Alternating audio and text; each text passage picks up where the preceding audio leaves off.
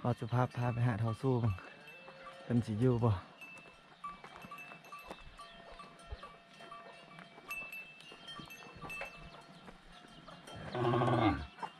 โอ้งัวไล่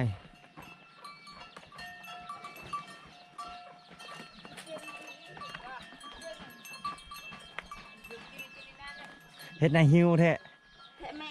เฮ็ดนาบูดแท้ยิ้มแน่ไอตัวลังจินนะคะ โอ้เพิ่นอยู่แท้ๆพี่น้องเอ้ยนี่วันนี้ตั้งใจมาหาเพิ่นนี่แหละพี่น้อง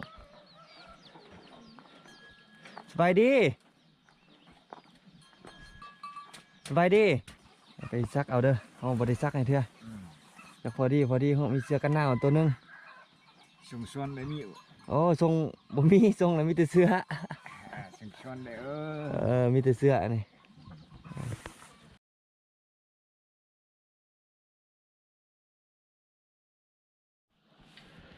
สบายดีพี่น้อง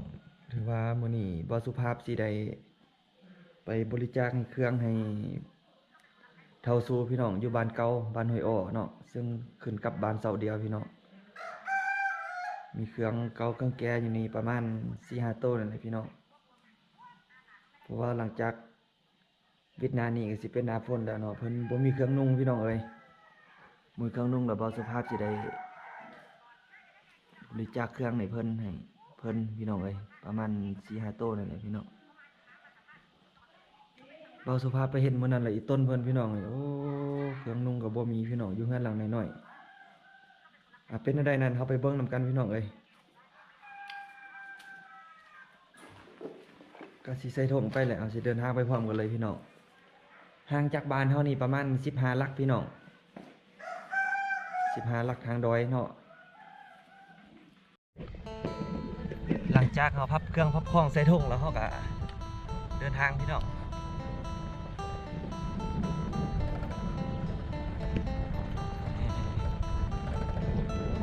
เจ้าก็กำลังจะไปบ้านเก่าเหมือนกันพี่น้องเลย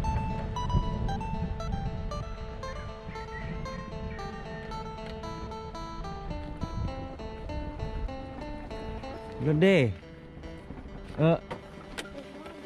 กล้ามเสื้อนะสลามทางลมสลามไม่ดิที่ว่าเป็นสลามทางลมมันเนาะเจ้ากำลังสิเปสั่งกะทิไปเฮ็ดสลามไหมพี่น้องเพราะตะกี้เขาเอามุงยาเอาหญ้ามามุงพี่น้องหรือว่าเดี๋ยวนี้หญ้ากับซอกหญ้าก็หาเวลาไผ่กับหญ้าครับพี่น้องกระดิ่งสลายของเจ้าก็สิเอาสั่งกะทิมามุงมันพี่น้องเลย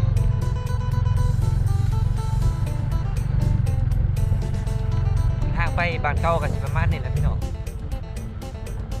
ไปหาเพื่อนกินฮอดหาเขาสู้โอ้อยู่ในใดหัวบ้านนี่บางสุภาพเป็นต้นนั้นเฮือนมุงยาหลังน้อยพี่น้องเฮือนไก่ชิลมแล้วเพิ่นจมมาโอ้ผมมีทั้งลูกหลานสองเครื่องนุ่งให้จักตัว2ตัวเด็ดนะบางสุภาพก็ลำบากใจสมควรเลยพี่น้องมีเครื่องนั้นอยู่ประมาณ4-5ตัวเลยจะไปให้เพิ่นพี่น้องเลย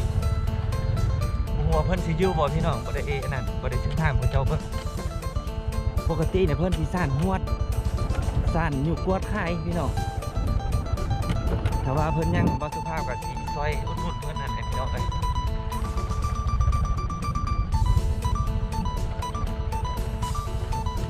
ทางลงไปบ้านเก่านี่ประมาณสิไปลักน้อยนึงพี่น้องก็คือว่าสำหรับถ้าว่าย่างก็สิโดนเติบมาเลยพี่น้องเอ้ยเพิ่นแต่ทางนี่ทางเฮ็ดยากสุด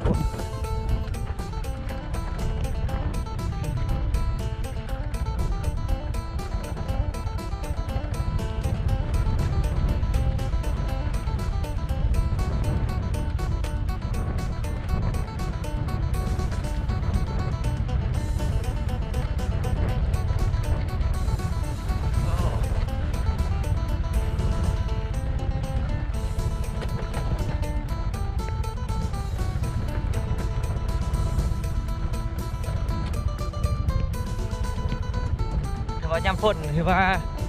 มาบ่ได้พี่น้องมีแต่ย่างไหนพี่น้องเอ้ยเพราะว่ามันมืนเพราะว่ายามลงมีแต่ลงพี่น้องเลย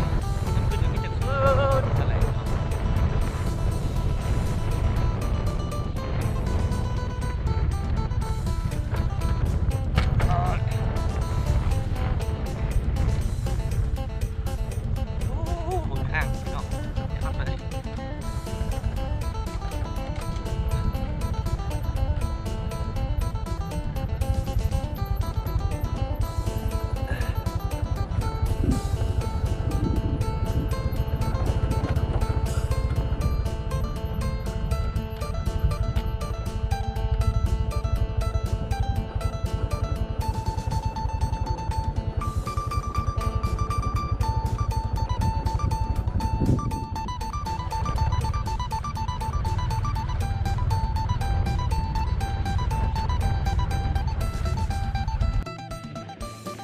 าสุภาพ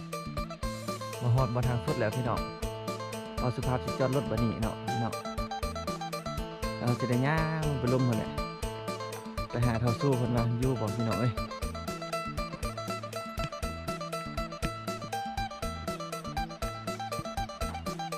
นี่เขาเจ้าก็กำลังจะไปบ้านเก่าคือกันพี่น้องมีคนหนึงขี่รถนำมาเมื่อกี้บ่ได้ถ่ายให้พี่ให้น้องเบิ่งพี่น้องบ่ทางยากโพดพี่น้องเอ้ยโอ้ได้ยินใส่นำใส่ห้วยแล้วพี่น้อง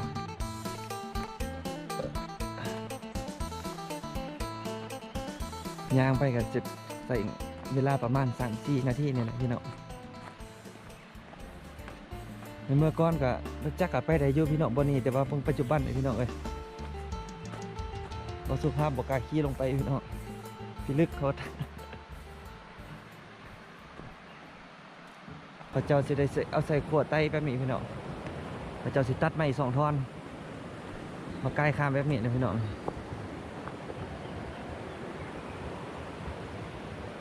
ทางเทิงก็เป็นห้วยพี่น้องห้วยนี้ก็ถือว่ายังมีป้าอยู่เบาสุภาพก็เคยมาหาอยู่พี่น้องโอ้บรรยากาศดีจังพี่น้องเอ้ยเย็นชื่นใจ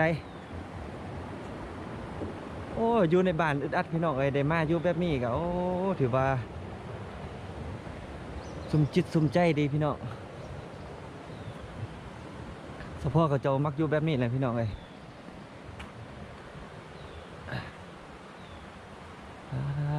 ทางงานขึ้นไปนี่ก็สมควร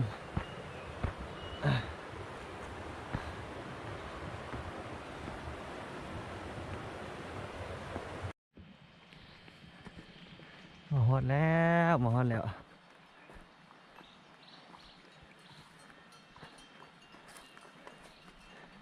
มาเบิ่งเพิ่นสิอยู่บ่เนาะเท่าสู้เพิ่นโอ้เพิ่นพี่น้องสภาพบ้านเก่าบ้านแก่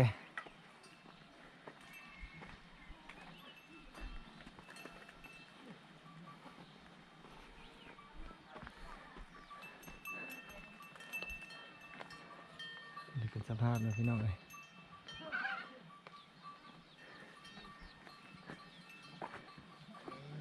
เอาสภาพพาไปหาเท่าสู้บ้าง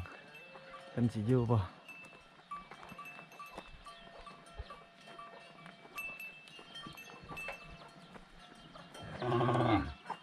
โอ้งัวไล่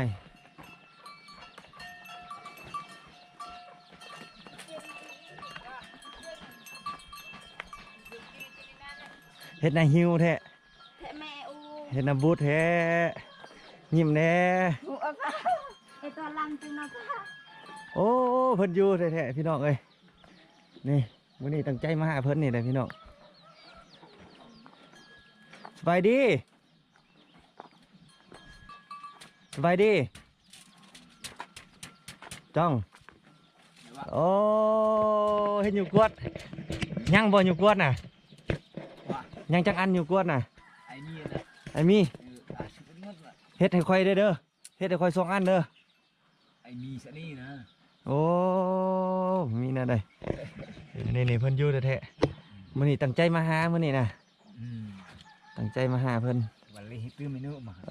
เลยตึมา เช็ดลอง บา เช็ ด ดลอง มาลบโต๊ะมาลอง ไม่ลอง มาผู้เดียวโอ้เพิ่นอยู่แท้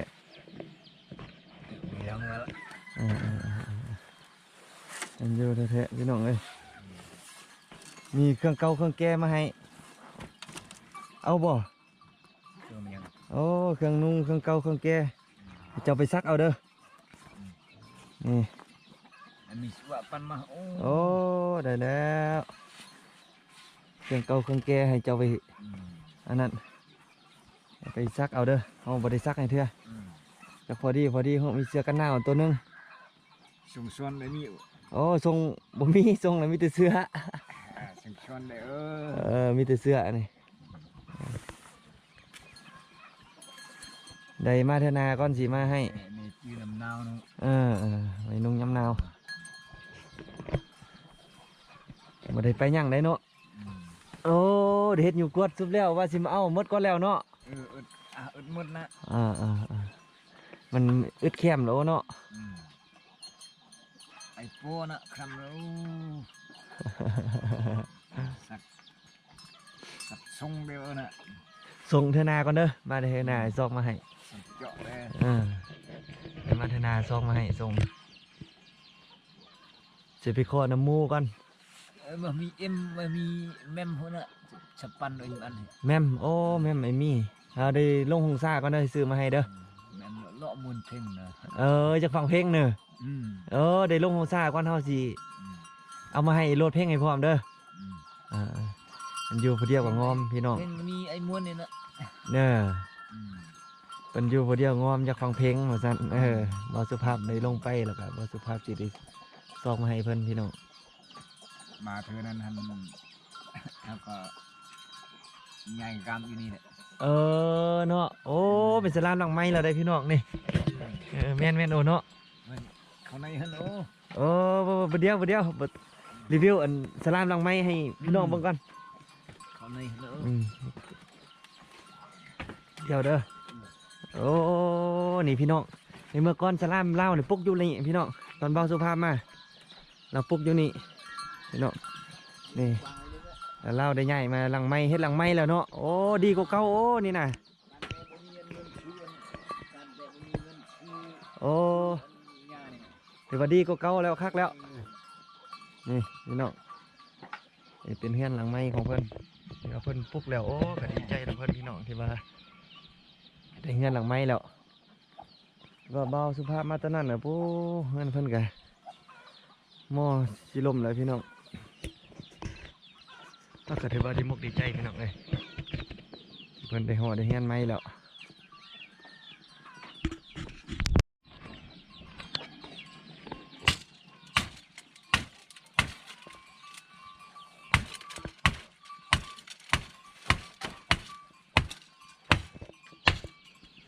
ว่าสร้างสรรค์หัวสรรค์มองเนาะโอ้นี่บอลไม้แล้วดิสบายกว่าเก่าแล้วเนาะโอ้เดี๋ยวไฟกับมีแล้วเดี๋ยวนี้นะนี่โอ้มีคนไฟเก็บแสงหุ่นพี่น้องนี่คักไฟเอามาให้ไฟนี่นะไฟซื้อมาให้นี่นะโอ้ดีคักโอ้ดีแล้วนี่พี่น้องอันนี้เป็นบอลถ้วยบอลบวงไว้ถ้วยไว้บวงเพิ่นนี่โอ้เป็นระบบระเบียบพวกเก่าเนาะคักบ้านี่นี่ เจ้าไปพายุนี่แค่น้อยนึงแหละ นี่โอ้ซกยังมายางเลยโอ้นี่น่ะ โอเค ซกจีนทองยังมายางเลย อีเพชรอะเบิ้ลออกได้ สิบะไม่จองเบิ้ลยังเล่าไปบ้ายังสัตว์โอ้นี่สะดวกสบายคักเก่าๆแล้วเนาะ nhưng mà nó lại nhìn nhìn ăn đi เอานำพอจ้องนี่จ้องสู้นี่ anh này có đèn nóiนึงlại rồi โอ้แค่นึงอยู่สะดวกสบายแล้วฝนตกฝนลิ้นก็นอนสบายปะเนี่ยเนาะ anh này có bên non anh đấy buộc về sọc nhạt này เคย คักแล้วคักเก่าแล้วน้ำเฟิร์นน้ำไฟอยู่นี่เนาะน้ำเฟิร์นน้ำไฟไว้นี่สะดวกสบายแล้ววันนี้ การแต่บ่มีเงินซื้อหญ้านี่มัน โอ้ยุ่งยากเนาะยุ่งยากยานี่อยู่ไปแบบนี้ก่อนเนาะมีเงินคอยเฮ็ดคอยไปบ่มีแล้วก็ซอกพี่ซอกน้องซอยเอาเนาะ นี่ก็เอาแต่หญ้าตัวนี้แหละบ่มีเงินซื้อเอาหญ้าทั้งนั้นแหละ โอ้ถังเรามีถังดีว่าสังกะสีเนาะ บ่มีเงินซื้อเด้ อยู่นั่นนี่ก็ต้นแห้งกลมหึงหลายปีอยู่ ยำแดดหั่น ยำเดือนบ่ฮ้อน ยำแดดหั่นคนนี่มักอยู่นี่เด้ แม่นมันฮ้อนนะยามมันนั่นน่ะ ฮ้อนอันอยู่อันเงินทั้งมันแม่นฮ้อน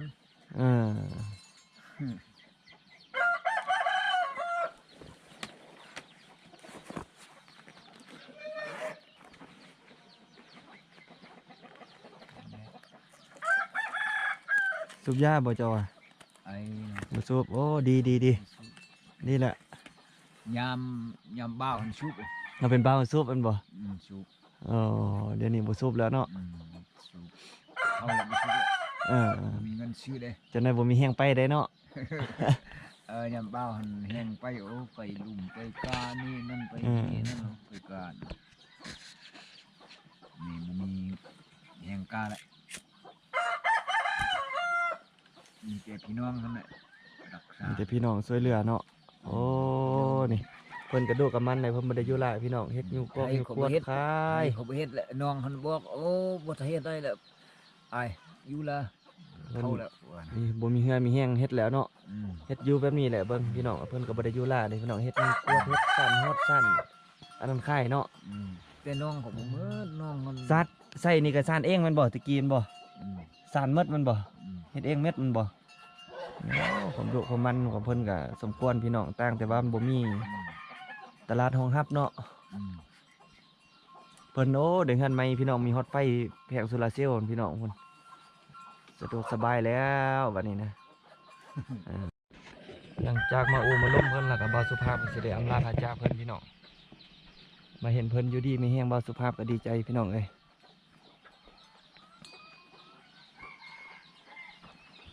อันนี้เป็นสภาพเฮือนเพิ่นเด้อพี่น้องเพิ่นอยู่แบบนี้อยู่ผู้เดียวพี่น้องเอ้ยก็สิประมาณนี้เด้อพี่น้องคลิปนี้ขอลาพี่น้องมาเพียงสำนี้พี่น้องคลิปหน้าพอกันใหม่ขอขอบใจพี่น้องที่เข้ามารับชมจนจบเนาะ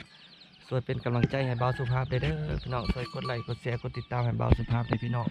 เพื่อให้เบาสุภาพมีกำลังใจเฮ็ดคลิปต่อไปพี่น้องขอขอบใจอีกครั้งนึง